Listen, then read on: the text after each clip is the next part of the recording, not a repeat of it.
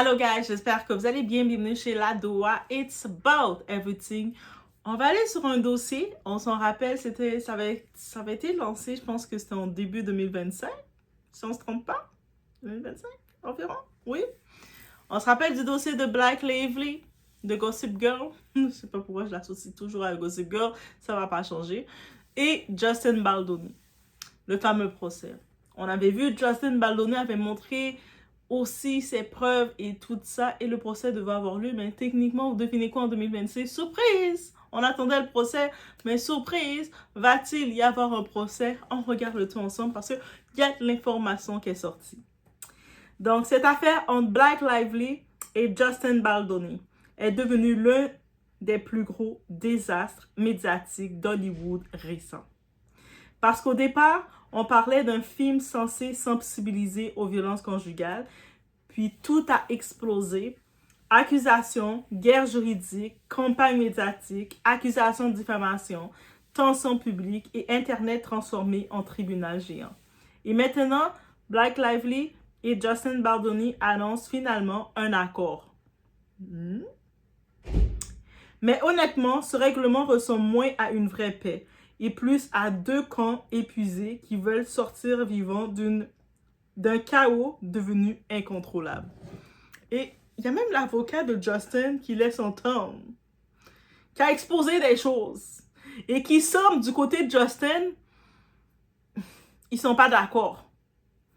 Ils sont pas d'accord. Donc j'imagine l'accord que ça a dû avoir lieu. Donc, on va regarder tout ça ensemble, guys. On est chez La Doa. On regarde un petit peu tout ce qui peut nous choquer. Et cette histoire nous avait déjà choqué. On attendait le procès. Mais il n'y aurait plus de procès, guys, pour le moment. Mais semblerait-il, avec l'avocat de Justin, que il risque d'avoir encore une amertume dans la gorge. On peut comprendre. On te fait des aussi grosses accusations et après, on te donne un petit accord, dire ok, c'est beau, c'est réglé à la mienne, on passe à autre chose. Est-ce qu'il veut vraiment passer à autre chose? Donc, on regarde le tout ensemble encore une fois. On met des likes, on booste la vidéo. On met les cœurs de support à Doa, Kébé Doa. On peut supporter Doa, c'est possible. Et on y va.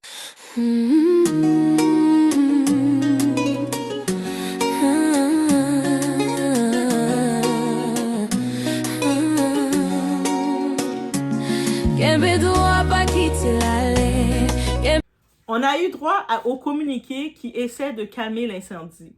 Dans leur déclaration, les deux camps parlent de respect, d'environnement de travail sain, de soutien aux survivantes et de volonté d'avancer dans la paix.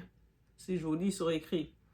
Sur le papier, ça semble très propre, très Hollywood, très dommage control ou damage control. Parce qu'après des mois de guerre publique, les deux parties savent que leur image a pris un énorme coup. Mais Internet ne regarde plus seulement les communiqués. Internet regarde les incohérences et cohérences. Et c'est là que l'avocat de Justin Baldoni remet de l'huile sur le feu. Lui a dit, j'ai pas fini. Ce n'est pas terminé, guys. Et l'avocat. Et on se pose la question, mais pourquoi ne pas être allé au procès? Parce que techniquement, Blake Lively, t'as dit que tu veux porter plainte, défendre les autres victimes comme toi, être la voix des victimes. Mais là, soudainement, tu veux plus être la voix des victimes? What happened, girl? En effet, Brian Friedman, qui est l'avocat de Baldoni, a clairement sous-entendu quelque chose de très lourd. Selon lui, si Blake Lively faisait réellement tout ça pour défendre les survivantes, alors pourquoi éviter le procès? C'est comme quand tu fais le procès, tu dois passer à la barre devant le juge. Et là, tu peux plus mentir. Et là, on entre dans la partie la plus toxique des affaires médiatiques modernes. Quand la justice devient aussi une guerre d'opinion publique. Parce qu'un procès public, ça aurait été potentiellement exposé. C'est-à-dire exposer les messages privés, exposer les échanges internes, exposer les contradictions, exposer les stratégies médiatiques et aussi exposer peut-être des éléments embarrassants pour les deux camps. Et on se rappelle du côté de Blake Lively, dans ses messages, elle disait que ces deux dragons, c'était son mari, Gosselin, et sa meilleure amie, le dragon, Taylor Swift. Et on avait pu comprendre que Taylor Swift, qui était très fâchée d'être comparée à un dragon, elle s'était retirée du camp. Donc, ça veut dire que toi, tu décides d'aller en procès en sachant que ton dragon, Taylor Swift, ne va pas te supporter. Tu perds un gros dragon. On va pas se mentir. OK? Et du point de vue monétaire aussi, qu'on regarde tout aller en procès et tout. Et beaucoup pensent aujourd'hui que cet accord est surtout une manière d'éviter une destruction totale des réputations. C'est fort possible, n'est-ce pas? Le problème avec Hollywood et le militantisme marketing, ce dossier révèle aussi quelque chose de plus profond. Hollywood adore transformer les sujets graves en campagne de communication émotionnelle. On parle de violence conjugale, de harcèlement, de survivantes, mais au milieu, avocats, RP, stratégie d'image, articles sponsorisés, fuite médiatique, fandom toxique. Et le message principal finit par parfois complètement perdu. C'est ça qui dérange énormément de gens dans ce genre d'affaires. Parce qu'à force de transformer chaque conflit en spectacle médiatique, le public commence à ne plus savoir qui dit vrai, qui manipule, qui protège son image et qui utilise Internet comme arme. Et là, on se demande concernant Justin Baldoni, est-ce que c'est une victime ou c'est un homme détruit par Hollywood? Depuis des semaines, on voit aussi apparaître un autre récit. Justin Baldoni comme homme émotionnellement détruit par toute cette guerre contre lui, toute cette saga. Certains médias parlent d'épuisement émotionnel, de stress intense, d'impact sur sa carrière. Et oui, ça a impacté sa carrière, puis il l'a confirmé. Et même de dégâts psychologiques. Et on se rappelle le dossier de Johnny Depp, jusqu'à maintenant, même quand il a été prouvé non coupable après son procès avec son ex-femme toxique, il n'est plus le même là. Là, il s'est complètement reculé et tout parce que le fait qu'il y a eu les accusations qui ont été faites, il y a encore des gens qui continuent de l'accuser et ça va toujours rester comme ça. Et forcément, Internet se divise encore plus.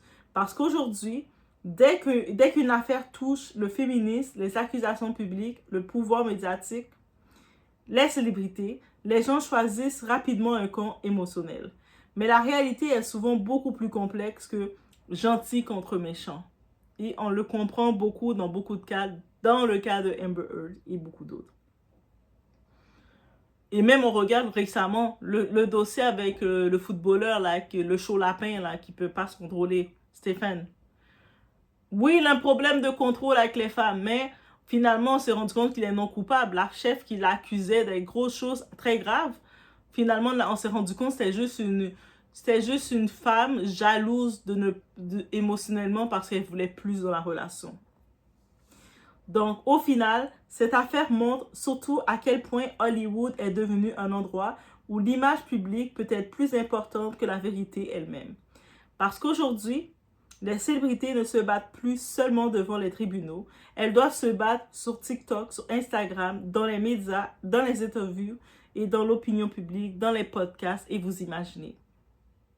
Et le plus dangereux dans ce genre de situation, c'est que les vraies victimes de violence ou d'harcèlement peuvent finir par être éclipsées par le spectacle médiatique. Parce qu'à force de voir des campagnes de communication, des accusations publiques, des stratégies juridiques et des guerres d'image, le public devient de plus en plus méfiant envers tout le monde. OK? Donc, Blake Lively, elle a fait 10 pas en arrière pour la vraie cause. Et ça, c'est dommage. Et honnêtement, quand une affaire devient plus connue pour son chaos Internet que pour son message initial, c'est souvent le signe que tout a complètement dérapé. Maintenant, la seule chose qu'on peut espérer, c'est que toutes les personnes impliquées puissent réellement avancer. Là, loin du bruit des réseaux sociaux, loin des campagnes médiatiques et loin de cette obsession moderne de transformer chaque conflit humain en divertissement mondial comme c'est fait.